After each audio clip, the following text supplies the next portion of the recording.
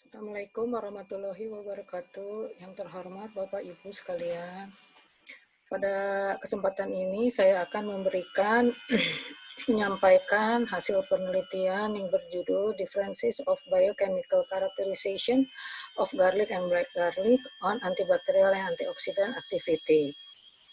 Mohon maaf sebelumnya, dalam penyampaian ini saya menggunakan bahasa Indonesia, tapi bahasa yang ditulis pada PowerPoint adalah bahasa Inggris.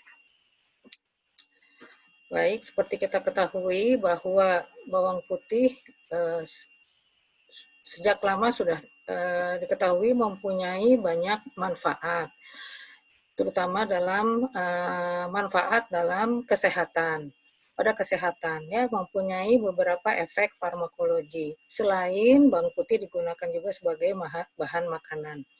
Efek-efek itu seperti antibakteri, antiprotozoa, anti radang, anti tumor, antioksidan dan sebagainya. Namun karena bawang putih ini memiliki rasa dan bau yang cukup kuat sehingga belum tentu orang mau memakan bawang putih sebagai obat.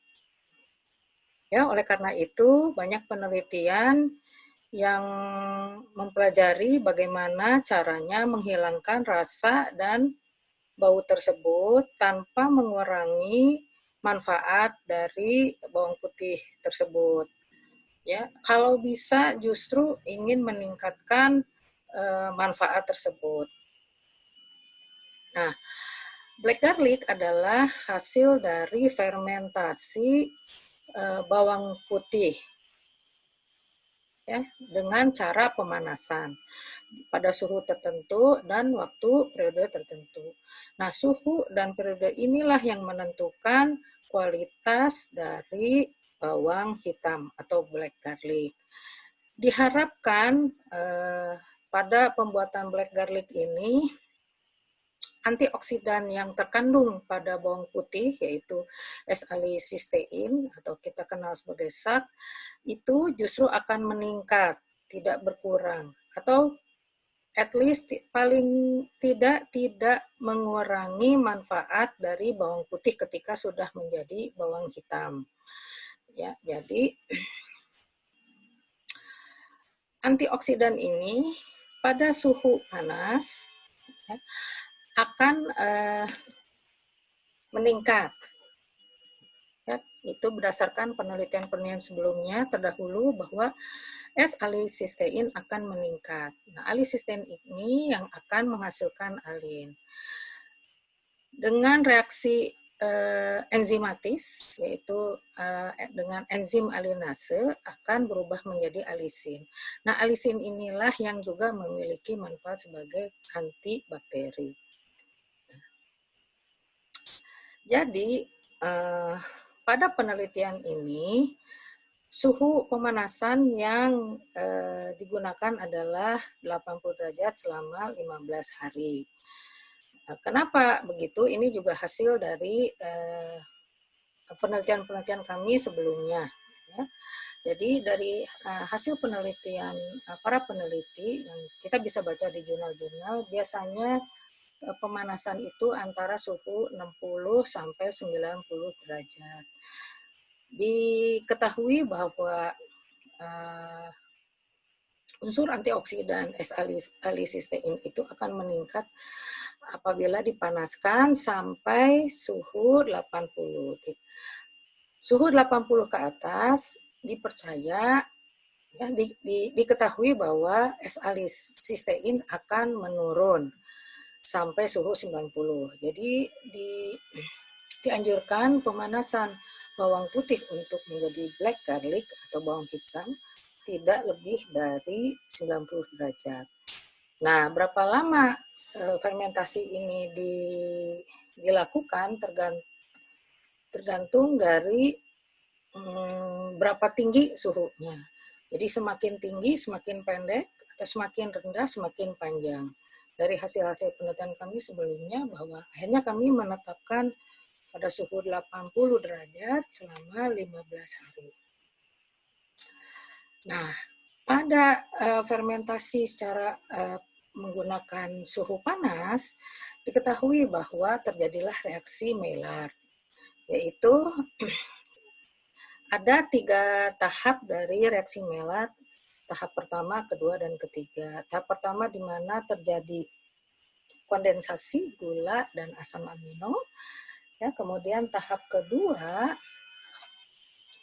produk seperti hidroksi metil furfural dan piruvaldehid, ya, di situ akan diuraikan, terdegradasi. Kemudian tahap ketiga adalah kondensasi dari aldol yang akan menghasilkan melanoidins. Nah, inilah yang akan menyebabkan perubahan aroma atau bau dan perubahan warna. Jadi inilah reaksi Maillard yang terjadi di fermentasi dengan metode menggunakan suhu panas. Ketika bawang putih sudah berubah menjadi bawang hitam, maka rasanya akan lebih disukai karena sudah tidak berbau kuat lagi dan rasanya menjadi manis, ya. Kemudian pada penelitian ini bertujuan untuk mengetahui perbedaan-perbedaan kandungan biochemical, karakter biochemical dari bawang putih dan bawang hitam yang akan berefek ke manfaat dari antibakteri dan antioksidannya. Ya, jadi secara khusus tujuannya adalah untuk mengetahui perbedaan karakterisasi biochemical atau biokimia dari bawang putih dan black garlic yang berefek pada aktivitas antibakteri. Dalam penelitian ini, sebagai indikator bakterinya adalah Klebsiella pneumoniae dan Streptococcus pneumoniae. Kedua, bahwa tujuan dari penelitian ini mengetahui perbedaan karakterisasi biochemical ini pada bawang putih dan bawang hitam akan berefek ke aktivitas antioksidannya.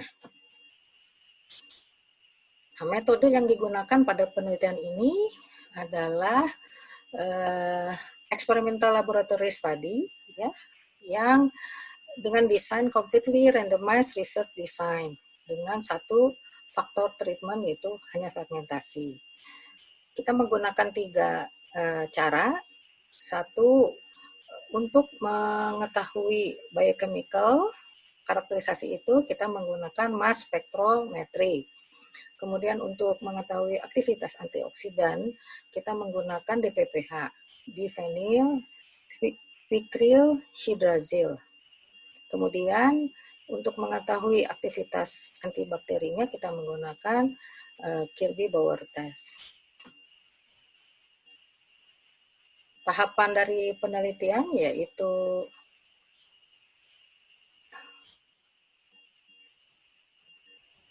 persiapan alat dan material, kemudian persiapan media, kemudian peremajaan dari bakteri dan reidentifikasi, kemudian kita melakukan fermentasi dari bawang putihnya, kemudian kita buat ekstraknya, kemudian baru dilakukan uji-uji. Ya, uji biokimikal, uji antibakteri, dan uji DPPH atau antioksidan. Ini adalah proses fermentasi dari bawang putih. Jadi bawang putih yang segar kita bersihkan, kita pilih, kita bersihkan, kemudian kita tempatkan dalam satu wadah, kita beri lapisan-lapisan seperti ada lapisan tisunya, kemudian lapisan aluminium foil. Ini fungsinya nanti untuk menjaga kelembaban karena fermentasi ini dilakukan dengan menggunakan suhu panas, yaitu kita menggunakan alat oven pada suhu 80 derajat selama 15 hari itu lumayan lama dan akan menyebabkan bawang menjadi bisa kering. Oleh karena itu kita harus bisa membungkusnya dengan baik dan tertutup. Kemudian kita harus jaga kelembaban sekitar 70% agar tidak menjadi kering. Jadi membuat black garlic ini sangat picky ya. Sangat picky itu artinya harus hati-hati dalam menentukan cara bungkusnya, ya. Kemudian menjaga kelembabannya. Karena kita menggunakan oven, kita harus selalu sediakan air untuk menjaga kelembaban 70%. Gitu ya. Kemudian kita pasanglah alat. Di sini ada termometer juga, kalau bisa kita pasang juga alat untuk mengukur kelembaban. Nah, setelah 15 hari jadilah dia black garlic yang berwarna hitam, rasanya manis dan sudah hilang baunya. Nah, kemudian kita lakukan untuk persiapan melakukan uji Kirby Bauer, kita memerlukan bakterinya, yaitu Klebsiella pneumoniae dan Streptococcus pneumoniae. Kita lakukan culture dulu ya. Klebsiella pneumoniae kita culture di Mekongke agar dan IMB agar, diinkubasi 24-48 jam di 37 derajat. Kemudian yang Streptococcus pneumoniae kita culture di media Tripton soy agar dan blood agar, diinkubasi di suhu 37 derajat Celcius. Kemudian kita lakukan identifikasi bakteri menggunakan untuk Klebsiella pneumoniae, kita identifikasi secara makroskopik dan mikroskopik. Kita menggunakan Mekongke agar. Kemudian nanti akan terlihatlah koloninya berbentuk sangat mukoid. Ya. Karena Klebsiella pneumoniae diketahui memiliki kapsul yang sangat tebal bakterinya, sehingga akan membentuk koloni yang sangat mukoid. Sedangkan di mikroskopiknya dilakukan gram staining, akan kelihatan bentuk basil atau batang gram negatif. Kemudian yang uji makroskopik dan mikroskopik Streptococcus pneumoniae, dan secara makroskopik kita tumbuhkan Streptococcus pneumoniae di lempeng agar darah. Kemudian akan tumbuh koloni, ya, koloni yang berbentuk bulat dengan ada zona berwarna hijau. Ini pada blood agar plates. Kemudian secara mikroskopik kita uji dengan pewarnaan gram, akan terlihat gram positif dengan bentuk kokus. Nah, uji Kirby Bauer ini untuk menguji aktivitas antibakterinya, kita untuk Klebsiella pneumoniae kita menggunakan Muller-Hinton agar, sedangkan untuk Streptococcus pneumoniae kita gunakan blood agar plate. Kenapa? Karena pertumbuhan Streptococcus pneumoniae akan lebih jelas pada lempeng agar darah. Kemudian kita menggunakan positif kontrolnya amoxicillin dan negatif kontrolnya DMSO. Ini untuk validitas dari ujinya. Kemudian mediumnya kita inkubasi di 37 derajat selama 24-48 jam. Kemudian nanti akan diukur menggunakan kaliper atau penggaris, ya, diameter dari clear color inhibition zone yang terbentuk di sekitar sumurnya. Nah, inilah hasilnya dari uji Kirby Bauer. Di sini kami menggunakan dua konsentrasi, 100% dan 75%, ya, dari ekstrak garlic atau black garlicnya. Kemudian kita bandingkan dengan kontrol positif dan negatif. Di sini kalau lihat dari validitasnya, terlihat bahwa uji ini valid, ya. Jadi hasilnya mengindikasikan bahwa black garlic memiliki higher inhibition zone average value in growth of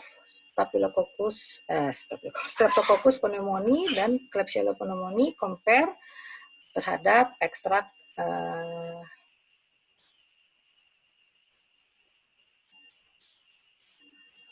dibandingkan dengan garlic, ya, ekstrak etanol garlic.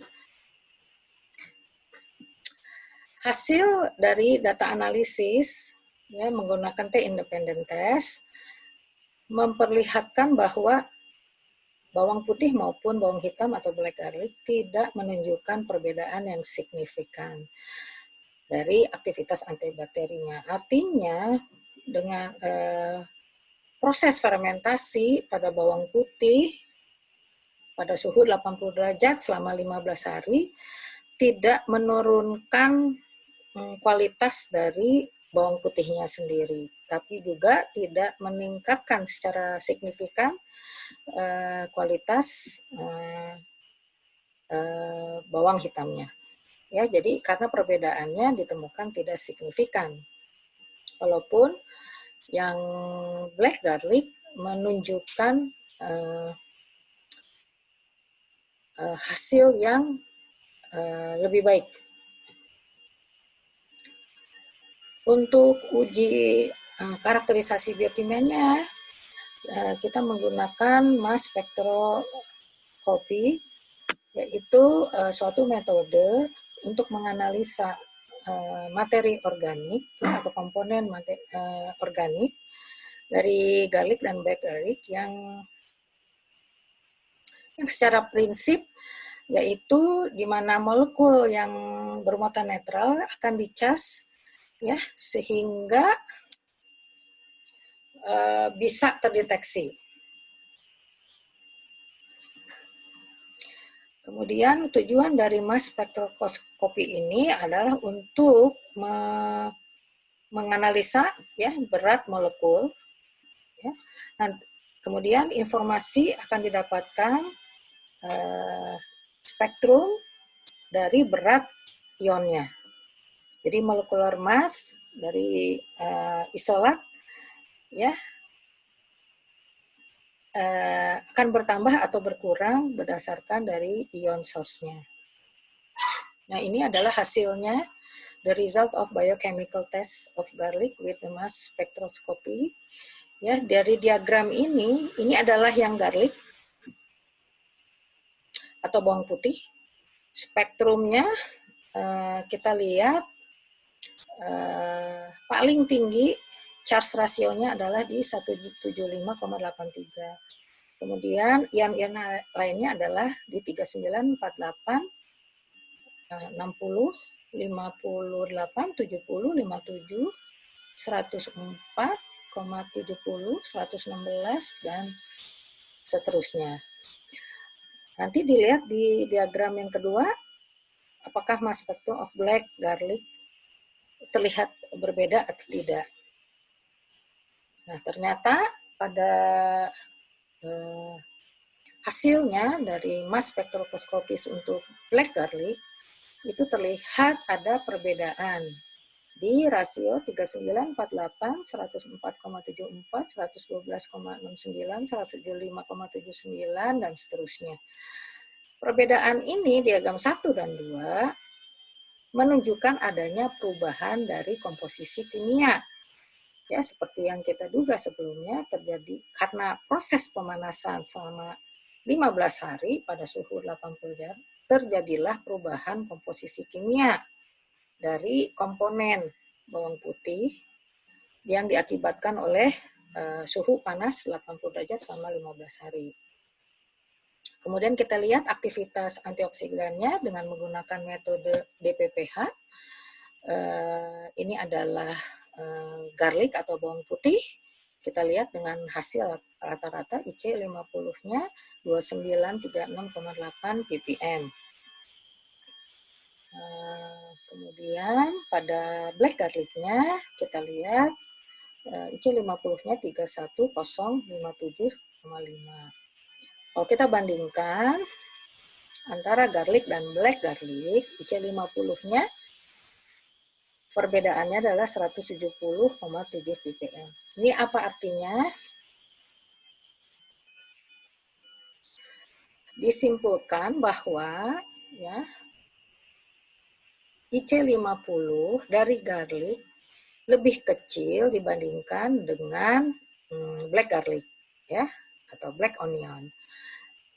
The smaller IC50 value, the greater ability to capture free radicals.